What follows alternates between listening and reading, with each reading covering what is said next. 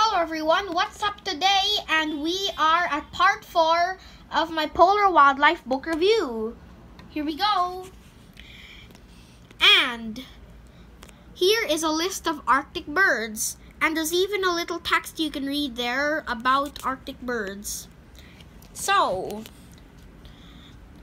the birds of the Arctic include the Arctic redpoll, the snow bunting, the golden plover, turnstone, red-necked phalarope, glaucous gull, gerfalcon, red-legged kittiwake, little auk, Siberian white crane, black-throated diver, Arctic skua, the fulmar, the rough-legged buzzard, the long-tailed and harlequin duck, and the Buick swan, and there's the barnacle goose, and there's the Brent goose, and then there's the snow goose and the white-fronted goose.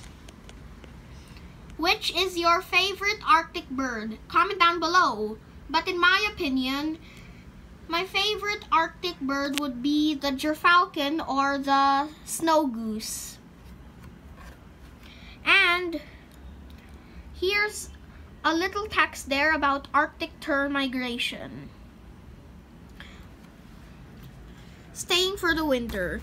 Snowy owls, ptarmigans, and ravens stay on the Arctic tundra all through the winter.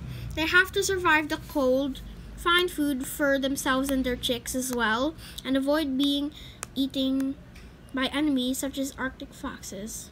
And this picture shows a snowy owl with her chicks.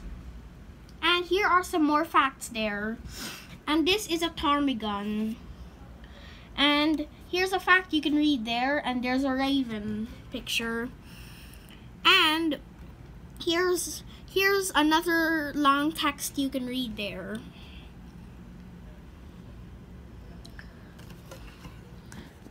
So, nests on cliffs. Many Arctic birds lay their eggs on cliffs so enemies on the ground cannot reach them. They breed in large groups called colonies. This picture shows some of the birds you might see nesting together on a cliff. These are some puffins over there, and this is a group of kittiwakes, a type of seagull. Sorry if there's a noise outside. And I'm also sorry that I pronounced group as gloop. Next one. Here is a group of guillemots, a black and white bird of the Arctic. And this is a guillemot egg. It's colored green. And here is a group of razorbills. They lay their eggs under ledges, under overhanging rocks. Here are some Antarctic birds. And here's a fact. Under that you can read over there. And here's a text about albatrosses. Albatrosses are the largest seabirds in the world. They also live longer than most other birds. It is quite common that some albatrosses live for 30 years and some live for 80 or 70 years. 4 species of albatrosses breed in the Antarctic. They usually breed with large colonies with thousands of nests together. This is a wandering albatross, one of the largest flying birds in the world. Here are some more texts you can read there. And here's a gray-headed albatross chick on a nest. And here's some images and texts about an albatross finding a partner.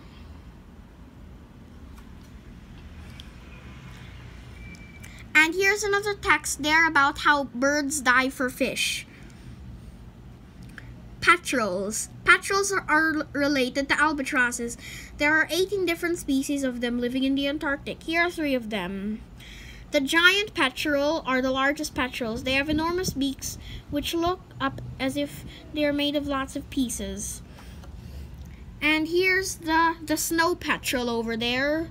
And here's the Wilson storm petrel. And here's another text there about birds that snatch chicks. Large, fierce birds called skuas sometimes snatch and eat the chicks of other birds such as penguins. And here's an image of a gentoo penguin trying to stop a skua bird from taking her chick. And here is a fact about the Arctic. And here's a text you can read there, and there's another one. And here are some of the Arctic flowers: Arctic poppy, moss campion, campanulus, purple saxifrage, and more. There are some even more you can read over there.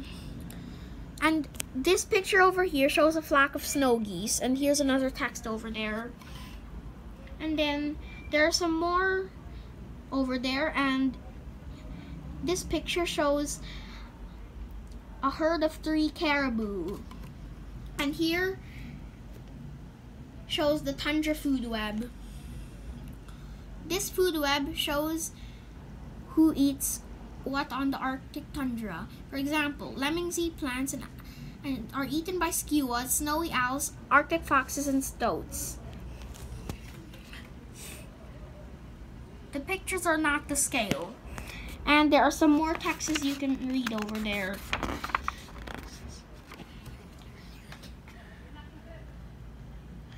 People in polar lands.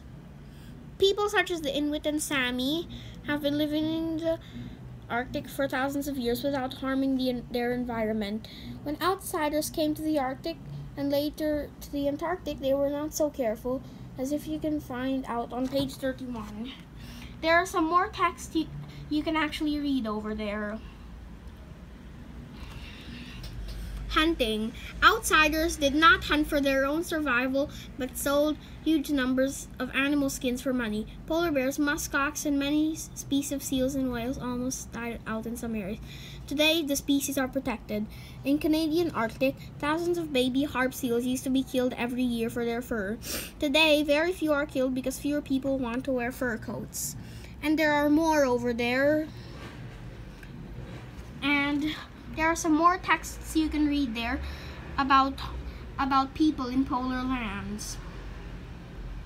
Modern fishing boats can catch huge amounts at one time. Animals such as seabirds and seals can get caught in the nets by mistake. Tourists can only visit Antarctica carefully organized trips, so animals like albatrosses are not disturbed too much. And here's the index of all the things in the book. Well, that's it for today. Hope you enjoyed the video. Goodbye!